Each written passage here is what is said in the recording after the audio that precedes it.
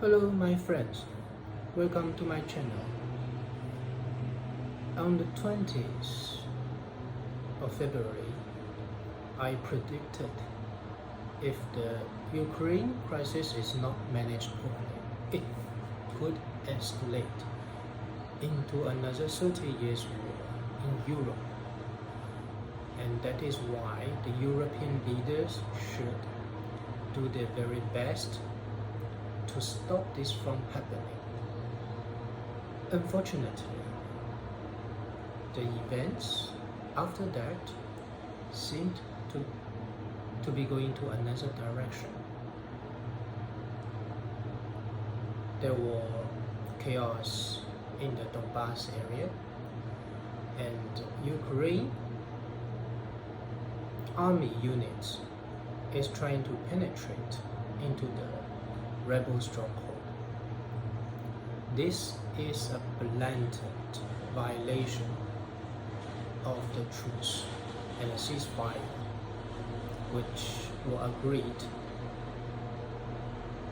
in the previous year. And there was artillery attack to the residential area from the Ukrainian side. I do not understand why the Ukraine government, obviously no match to the Russian Federation, is playing an aggressor role. It is trying to provoke the tension, escalate the tension, to make things worse instead of better.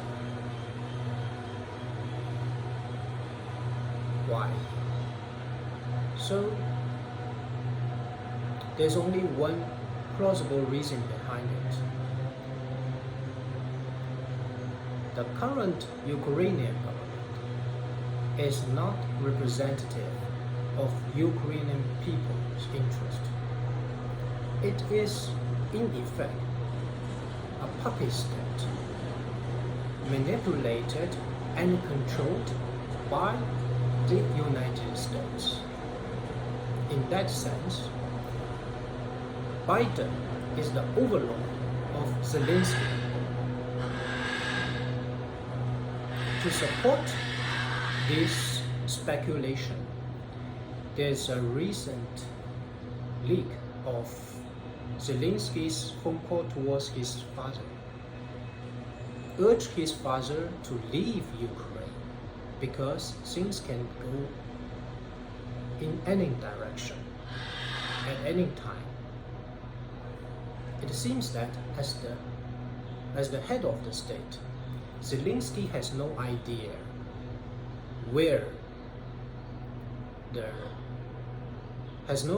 what will happen in Ukraine. If the move by the Ukrainian army is truly managed and planned by the Ukrainian government, how can a president don't know when the things will go wrong? Because they are in control, right? So it turns out it is not this president, Ukrainian president, managing the situation. It's vice versa. The situation is managing him. And who is managing the situation? It's US, no doubt. And why? I have explained the reason in my previous episode. The United States desperately want to destabilize the situation in Eastern Europe in the hope that this will devalue euro-dollar as a world trade currency, because there's a hyperinflation rate happening in the United States now. With the inflow of massive US dollar from the foreign market towards the domestic market, the situation is only going to get worse.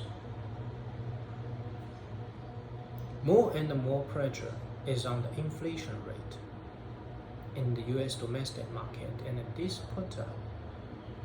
put as a heavy burden towards the common people in US. And more importantly, it will devalue US dollar, its credit as a major dominant world trade currency. And that is why Biden is playing the same old trick: provoke war in a faraway area, so that the credibility of US dollar can be strengthened. Same goes with the US hedge money and the so-called security protection for those involved states. If Europe is at peace with, if all the European nations remain in peace, what is the value of NATO? What is the value of the so-called protection from the United States military force? There's no need of it. Now, in the 21st century, with European Union has been in existence for a couple of decades, why the Europe is still divided? Why the European nations, from where such a great civilization is embodied, cannot manage themselves? Why they have to rely on help from the United States to defend some fabricated threat from Russia? All these questions lead to the same plausible conclusion. It is the United States itself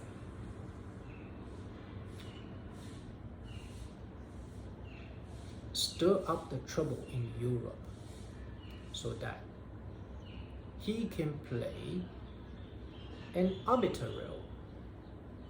He can play a protector role. It provides the justification for its military presence in Europe. I'm very surprised.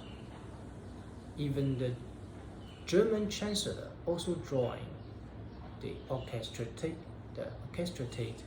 propaganda war against Russia, pointing Putin as the aggressor, while Putin is acting in a very restrained manner in this particular crisis.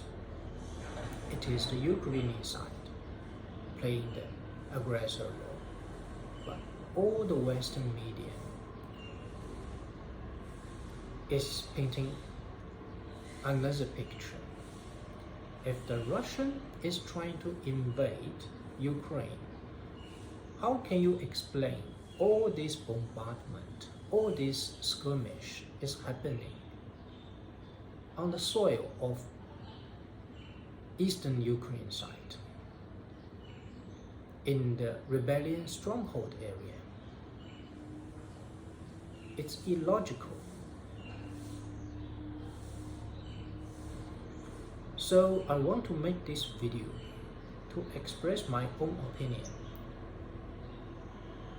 from the perspective of Chinese people. I want peace and development in the East Europe region. This can be achieved by joint effort between the Eastern Europe, EU, China, and the Russian Confederation, because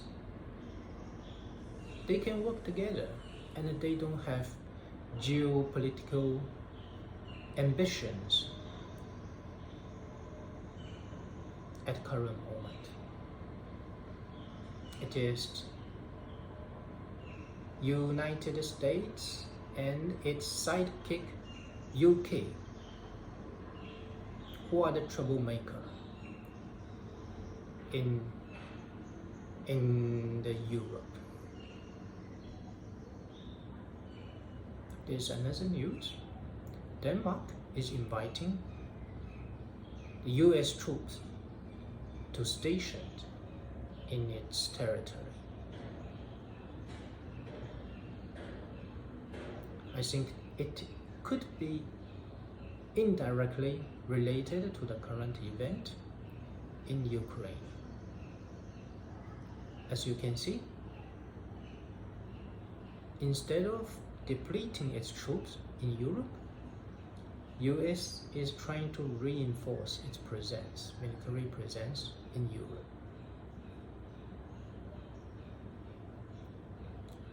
Now, Germany also joined the anti-Russian propaganda.